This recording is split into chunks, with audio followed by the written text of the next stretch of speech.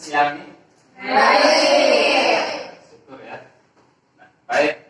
Sekarang kita akan kita bertemu di dalam pembelajaran PPKN secara tatap muka ya.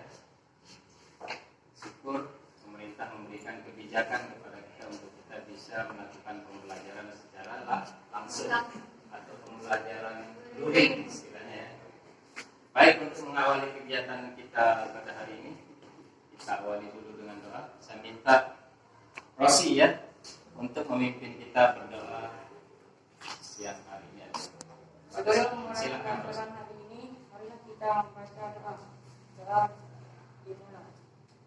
Doa semisal. Oke, terima kasih saya ucapkan kepada Rosi yang sudah memimpin kita berdoa.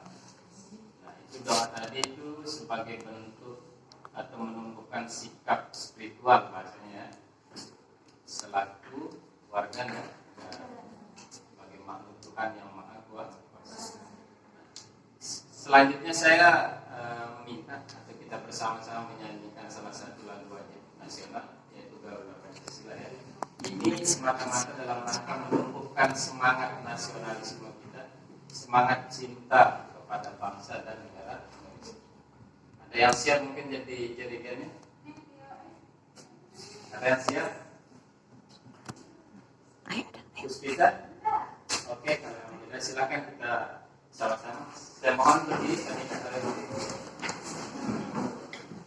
1, 2, 3. Garuda Pancasila, akulah pendukungmu, patriot proklamasi, sedia berkorban untukmu. Pancasila dasar negara, rakyat adil makmur Sentosa pribadi bangsaku. Ayo maju, maju, ayo maju, maju, ayo maju, maju. silakan duduk kembali ya. Jadi makna dari lagu itu sangat dalam ya. Ada yang bisa mungkin menjelaskan sedikit apa sih artinya lagu Garuda Pancasila itu? Ada yang berpendapat boleh saja lah. Masalah benar tidaknya itu urusan belakang. Terus kita mungkin jawaban. Jadi dari lagu itu mengajarkan kepada kita ya bahwa kita itu harus bangga punya dasar negara yaitu Pancasila. Jadi mengajarkan kepada kita bahwa memang kita harus bangga kita punya dasar negara yang dinamakan dengan Pancasila. Tolong ya diingat itu baik-baik. Karena perjuangan untuk melahirkan berdirinya sebuah negara Indonesia itu sangat panjang. Banyak pengorbanan yang dilakukan oleh para pendiri negara atau oleh generasi-generasi yang terdahulu. Korban harta ya, jiwa bahkan nyawanya pun rela dikorbankan untuk tegaknya atau bisa berdirinya sebuah negara yang dicita-citakan yaitu negara Indonesia. Baik, hari ini kita akan masuk di pembelajaran dan pengesahan Undang-Undang Dasar tahun 1945 dengan materi pokok yaitu arti penting Undang-Undang Dasar tahun 1945 bagi bangsa dan negara Indonesia. Ya. Minggu yang lalu kita sudah membahas tentang perumusan dan pengesahan ya. Perumusan dan pengesahan Undang-Undang Dasar tahun 1945. Mungkin ada yang masih ingat? Atau ada yang ingin mengajukan pertanyaan mungkin kaitannya dengan materi minggu yang lalu? Silakan. Ada yang ingin mengajukan pertanyaan kaitannya dengan perumusan misalnya? Kaitannya dengan apa mungkin nama lembaga? Oke, jawaban? Persamaan BPUPKI dengan? dan PPKI. Oke, jadi BPUPKI dengan PPKI itu adalah Yang pertama ya persamaannya kedua lembaga ini sama-sama dibentuk oleh Jepang, ya. Sama-sama dibentuk oleh Jepang. Kemudian yang selanjutnya yang kedua, persamaannya dia sama-sama merumuskan rancangan Undang-Undang Dasar tahun 1940. Jadi dua saja ya. Jadi yang pertama itu kedua lembaga ini dibentuk atau sama-sama dibentuk oleh Jepang dalam rangka mempersiapkan kemerdekaan bangsa Indonesia. Kemudian yang kedua persamaannya adalah kedua lembaga ini sama-sama merumuskan rancangan undang-undang dasar. Bagaimana hari ini materi kita yaitu tentang Undang-Undang Dasar tahun 1940. Mungkin ada yang lain sebelum kita lanjut ke materi tentang arti penting. Silakan. Oke. Apa tujuan negara dalam pembukaan UUD 1945? Iya. Tujuan ya. Tujuan negara. Jadi tujuan negara Indonesia tidak apa ya. Ini sebetulnya nanti bisa ditanyakan setelah saya sampaikan materinya, tapi tidak masalah. Jadi tujuan negara Indonesia itu ada pada alinea 4 pembukaannya. Jadi Indonesia Undang-Undang Dasar tahun 1945 itu kan ada bagian-bagiannya ya. Ada bagian batang tubuh, kemudian ada bagian pembukaan. Nanti saya jelaskan lebih lanjut ya. Ada yang lain mungkin sebelum kita mulai, termasuk di kegiatan inti, mengingatkan pada materi minggu yang lalu. Tidak ada? Ya baik ya. Lanjut ya. Ya, kompetensi dasar. Ada yang tahu? IPK itu apa? Indikator pencapaian kompetensi. KD itu kompetensi dasar ya. Bukan Krisdayanti ya. Bukan Krisdayanti. Oke, lanjut ya.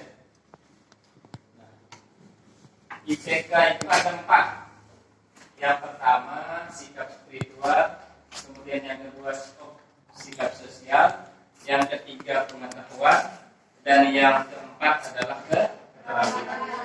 Indikator pencapaian kompetensi. Jadi untuk mencapai KD itu harus ini tahapannya, maksudnya ini rentetannya. Tidak bisa diloncat-loncat, tidak bisa. Harus ada tahapannya. Pertama sikap spiritual, sikap sosial, kemudian yang ketiga pengetahuan, dan yang keempat keterampilan. Lanjut ya. Nah ini tujuan pembelajaran kita hari ini. Nah nanti setelah selesai pembelajaran kita pada hari ini, harapannya kalian bisa mendapatkan pengetahuan tentang ini, yaitu melalui model pembelajaran discovery learning, menggunakan pendekatan saintifik. Diharapkan peserta didik dapat menghargai peran pendiri negara dalam perumusan dan pengesahan Undang-Undang Dasar Negara RI tahun 1945, menganalisis arti penting Undang-Undang Dasar Negara RI tahun 1945 bagi bangsa dan negara Indonesia, serta menyajikan laporan hasil telaah arti Undang-Undang Dasar Negara RI bagi bangsa dan negara dengan senantiasa mengedepankan sikap jujur, peduli, tanggung jawab dalam melaksanakan peraturan yang berlaku dalam kehidupan sehari-hari. Yaitu tujuan pembelajaran kita hari ini. Lanjut ya. Nah ini dia ya.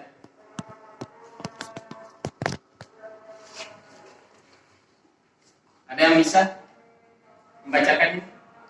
Jadi isi Undang-Undang Dasar itu ada 2, yang pertama dan yang kedua. Siapa? Isinya ada 2. Baik Putri, mana Baik Putri? Dibacakan. Yang 2 poin besar saja ya. Isi Pembukaan berisi 1. Pernyataan kemerdekaan. 2. Cita-cita bangsa Indonesia. Sudah. Terus 3. Pemahaman bahwa kemerdekaan Indonesia adalah hak rakyat Allah dan hasil perjuangan bangsa. 4. tujuan negara yang hendak diwujudkan untuk negara Indonesia adalah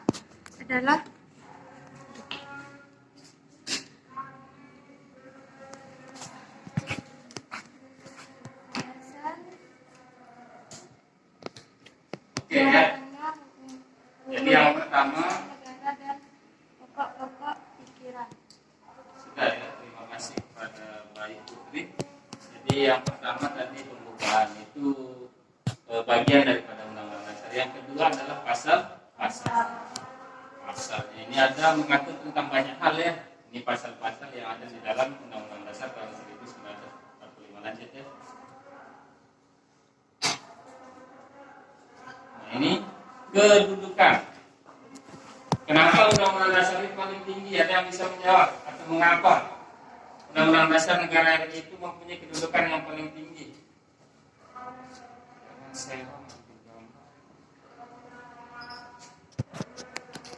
Mengapa ya? Coba dilihat ini.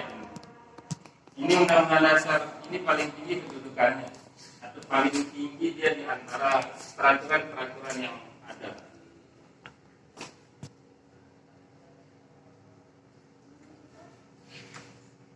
Kalau kita melihatnya ya, jadi susunannya itu dia paling tinggi di antara peraturan-peraturan yang lainnya, karena Undang-Undang Dasarnya itu pokok kaidah negara yang fundamental ya.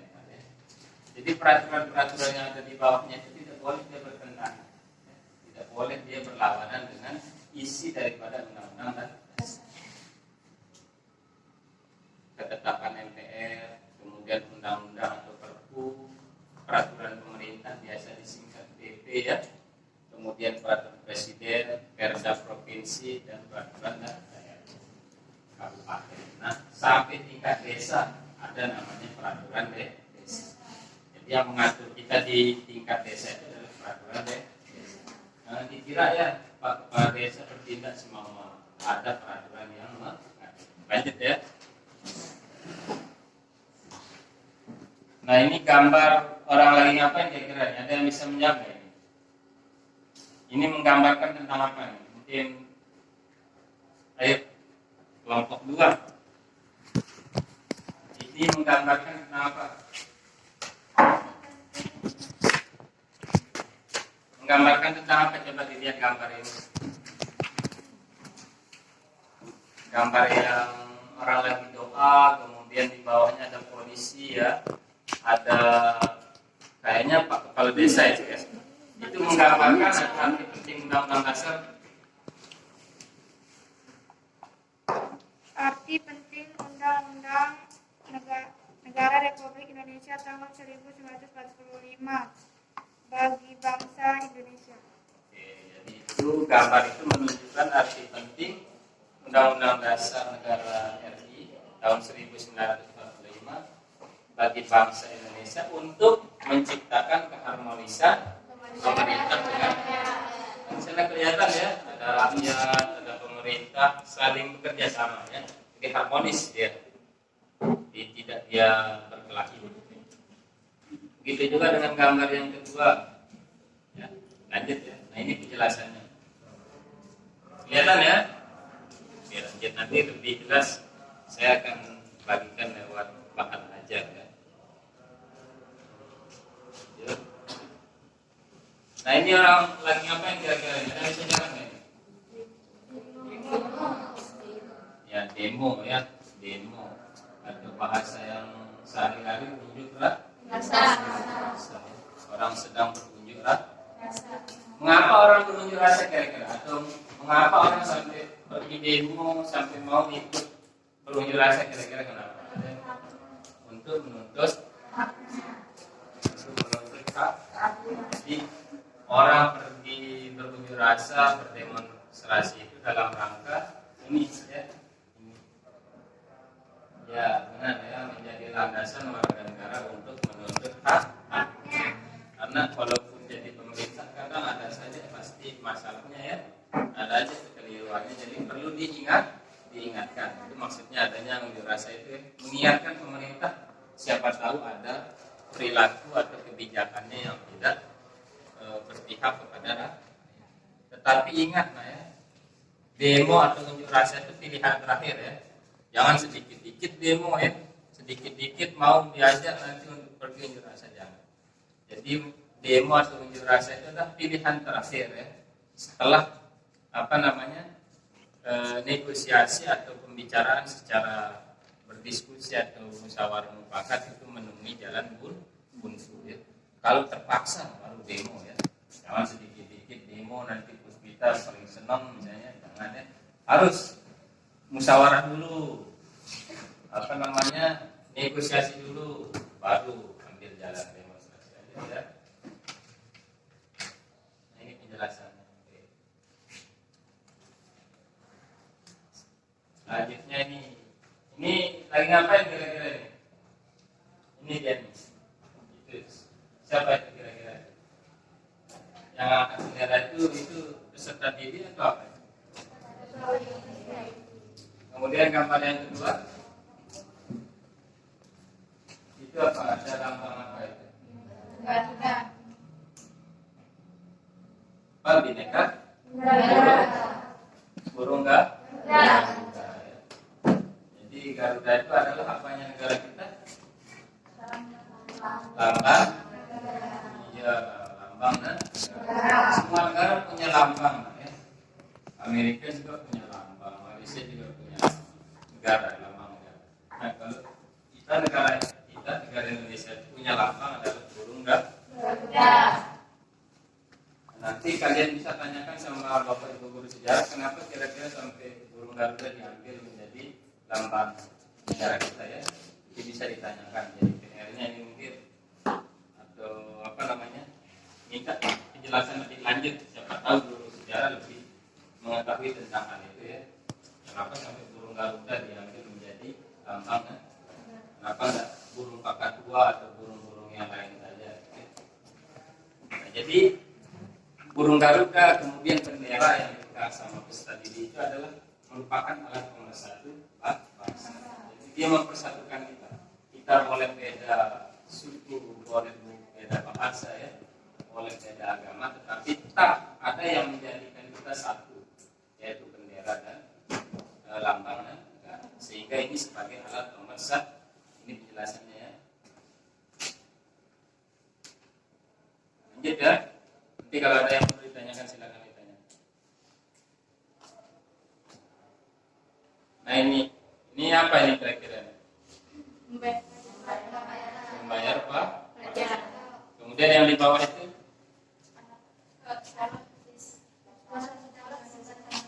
siswa sedang mengacungkan tangannya. Dia sedang apa ini kira-kira siswa itu? Dia sedang bertanya, maksud saya dia lagi di pasar atau di mana? Dia sedang ada di sekolah ya. Jadi siswa ini sedang mendapatkan haknya itu untuk mendapatkan pendidikan ya, pendidikan. Hak untuk mendapatkan pendidikan. Nah ini dia ya. Ini penjelasan. Jadi dengan adanya undang-undang dasar itu sarana bagi warga negara untuk menuntut hak dan kewajiban. Nah ini gambar apa kira-kira? Itu yang itu. Gambar apa itu kira-kira? Iya, makanya yang membuatnya seimbang namanya apa? Timbang. Masa lembak ya? Timbangan ya.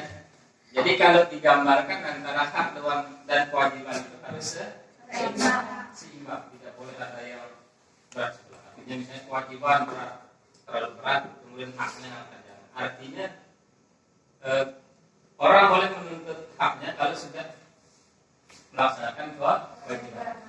Saya sudah bekerja sebagai guru, ya, wajar saya kemudian digaji. Itu namanya. Nanti bapaknya Puspita misalnya seorang pegawai negeri misalnya, atau pengusaha atau ya pegawai negeri lah misalnya. Wajar nanti ketika setiap tanggal 1 dia mendapatkan gaji dari pemerintah. Misalnya si Rudi bapaknya seorang guru ya. Pak Rudi itu nanti wajar dia menuntut kalau sudah dia bekerja. Jangan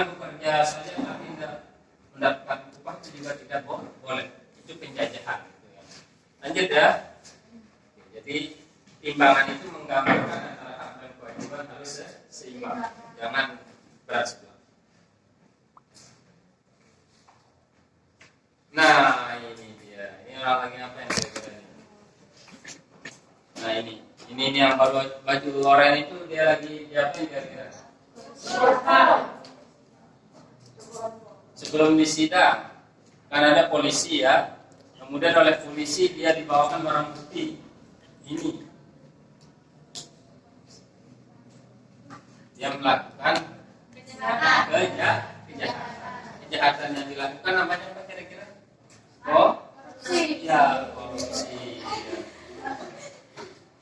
Bukan terasi ya, korupsi ya. Jadi polisi sudah menangkap pelaku yang sudah melakukan kejahatan berupa korupsi.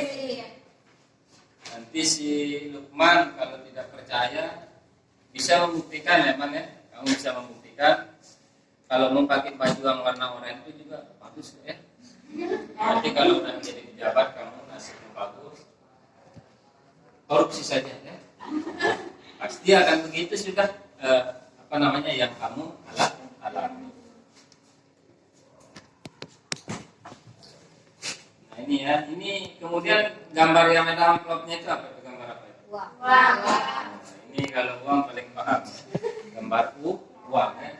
Jadi menggambarkan bahwa memang uang itu adalah luar biasa daya tariknya ya.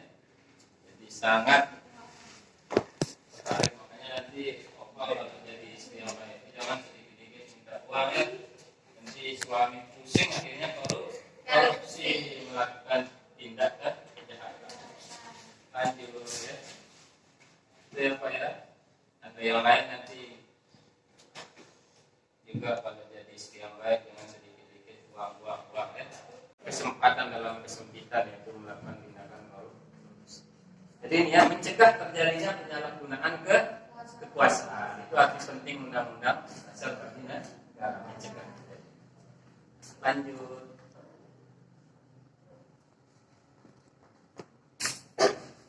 Nah, ini orang lagi ngapain kira-kira yang datang? Jangan share. Ya, dia lagi sedang melakukan pemilihan ya, atau memberikan hak suaranya ya, sedang melakukan pemilihan. Kemudian yang gambar yang ketiga paling bawah itu gambar apa? Orang sedang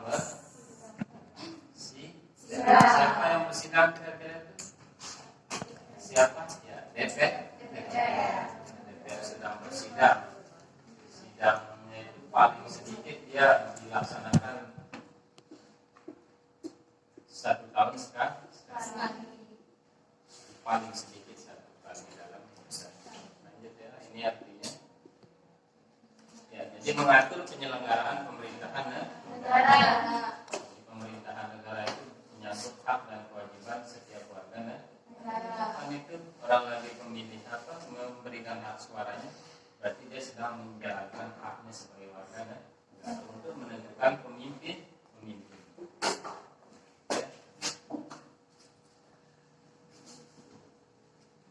Nah ini dia. Ini orang lagi ngapain kira-kira? Benda yang bawa senjata, kemudian ada bom meledak.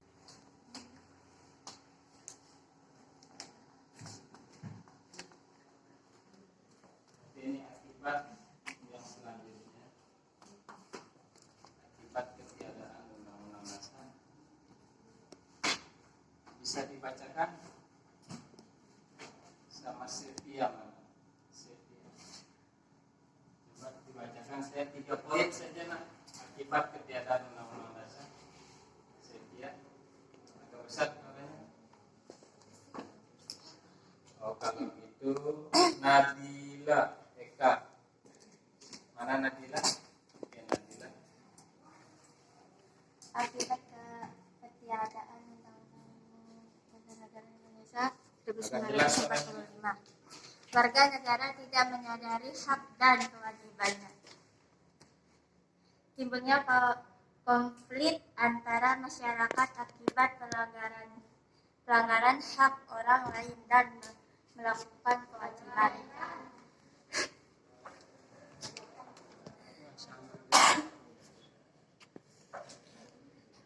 Hak orang lain dan melainkan kewajiban. Masyarakat tidak memiliki dasar atau landasan dalam memperjuangkan haknya. Oke ya, jadi itu akibat ketiadaan undang-undang dasar bagi suatu bangsa dan negara. Jadi warga negara tidak menyadari hak dan kewajibannya. Kemudian timbul konflik antar masyarakat akibat pelanggaran hak orang lain dan melalaikan kewajiban. Kemudian masyarakat tidak memiliki dasar atau landasan dalam memperjuangkan hak. Itu akibat. Silakan akibat-akibat yang lain nanti bisa kalian baca. Oke, sebelum kita akhiri mungkin ada yang ingin bertanya, ada yang ingin mengajukan pertanyaan dari penjelasan tadi. Elis, Elsia, Rajwa, ada yang ingin ditanyakan?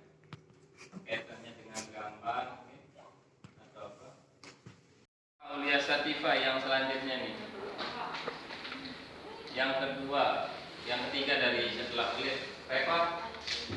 Salah satu arti penting Undang-Undang Dasar Negara Republik Indonesia tahun 1945 bagi bangsa adalah memberi jaminan hak dan kewajiban warga negara.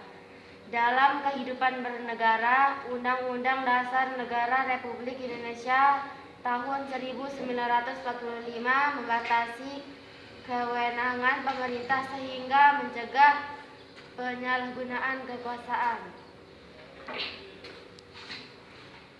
Sudah? Oke, saya ucapkan terima kasih kepada Reva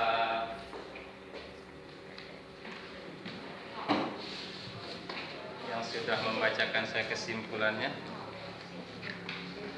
Jadi ini kesimpulan pembelajaran kita hari ini. Yang terakhir adalah akibat ketiadaan undang-undang dasar. Saya minta ambil Zeha, bacakan saya apa akibat. Ambil. Ayo, ambil. Ketiadaan Undang-Undang Dasar Negara Republik Indonesia tahun 1945 membawa akibat negatif seperti terjadinya konflik di masyarakat yang dapat mengancam persatuan dan kesatuan.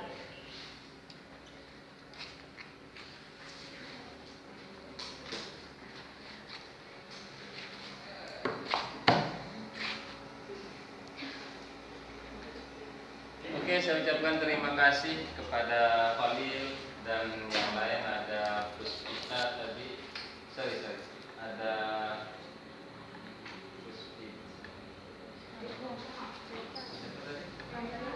Reva Aulia Satifah sama Khalil Prasetyo ya, yang sudah memberikan kesimpulan pembelajaran hari. Baik, kalau memang tidak ada pertanyaan, kita akhiri. Sebelum kita akhiri, saya ingin mengingatkan untuk materi minggu depan kita akan membahas tentang peran tokoh perumus ya. Jadi materi minggu yang akan datang seminggu depan adalah peran tokoh perumus Undang-Undang Dasar Negara Republik Indonesia tahun 1940. Itu materi pokoknya. Tolong atau silahkan dipelajari nanti materi itu. Nah, untuk apa namanya? LKPD-nya ya, lembar kerja peserta didik yang sudah tadi Pak Guru bagikan, silakan nanti lebih jauh lembar kerja peserta didiknya kalian kerjakan di. Baik, untuk mengingatkan karena negara kita masih dalam situasi COVID ya, jadi saya minta nanti kalian apa namanya melakukan kegiatan 3M ya. Memakai masker, kemudian mencuci tangan dan menjaga jarak. Itu yang harus tetap kalian lakukan, mencuci tangan, menggunakan masker dan menjaga jarak. Baik, untuk mengakhiri pembelajaran kita hari ini karena tadi kita di awal buka dengan doa, saya minta sekarang yang memimpin kita doa untuk menutup pembelajaran.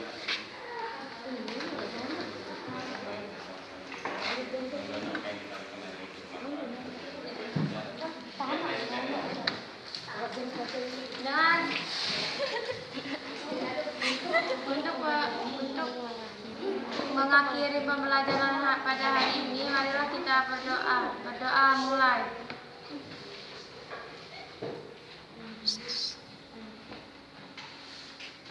Berdoa.